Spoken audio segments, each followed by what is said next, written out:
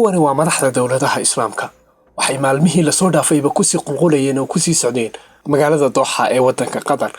iyaga oo raba inay ka gilgishaan duqayntii ay dowladda Israa'iil ka geysatay wadanka Qatar. dad badan ayaa rajo ka sugayay oo islaha wax bay sameynayaan ficil bay qaadayaan talaabo military ay qaadayaan laakiinse maya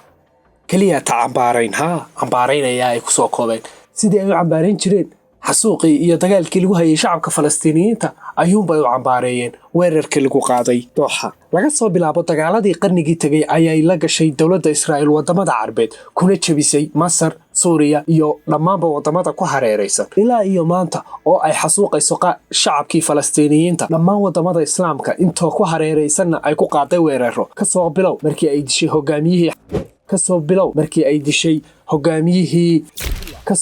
markii ay dishay oo loo badinayo inay dishay ee ay weerarka ku qaaday wadanka Iran iyo maanta oo ay weerar ku qaaday Dooxa Qatar oo ay ku shirayeen madaxdii.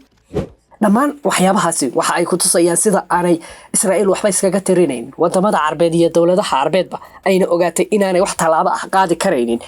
gabigoodubana ay kaga soo ururtay cambaarayn iyo qayladaan ay u qayladaan dirsanayaan golaha ammaanku ha naga soo gaadho jamciyadda quruumaha ka dhaxaysa ha naga soo gaadho laakiinse Israa'iil dhammaan waxyaabahaasi oo dhan waa ay ka talaabsatay waxaanay diyaar u tahay inay wax iska celiso laakiinse yaa iska celinaya. tan iyo 2023 markii uu bilowday dagaalkii Oktoobar ee ay ku qaaday marinka Gaza waxa ay weerartay oo dishay dhammaanba madaxdii ururadii iska caabinta. sidoo kale waxa ay weerar ku qaaday Iran, waxa ay weerar ku qaaday Dooxa, waxa ay weerar ku qaaday Lebanon, waxa ay weerar ku qaaday Suuriya. dhammaan waxyaabahaasi oo dhani waxa ay ku dhacayaan muddo 3 sanadood gudahooda. Israa'iil waxa ay diyaar u tahay inay baabiiso oo ay hirgeliso aragtideeda Israa'iisha weyn iyada oo baabiinaysa wadamada Islaamka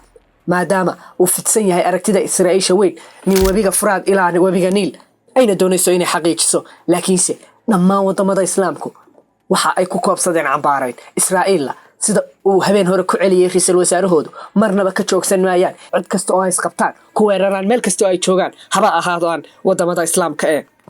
shirkii maanta oo laga sugayay inay wadamada Carbeed iyo Islaamku ay in rajo ah muujiyaan ay wax ficil ah muujiyaan ay wax canaan ah oo xoogaa dhiga isku kiciyaan. shirkaasi waxa uu ku soo gabagaboobay canaan iyo cambaarayn dhakada looga tuuray Israa'iil sidii ay sameyn jireen dhammaanba wadamada Islaamka iyo wadamada Carbeed hore u sameyn jireen.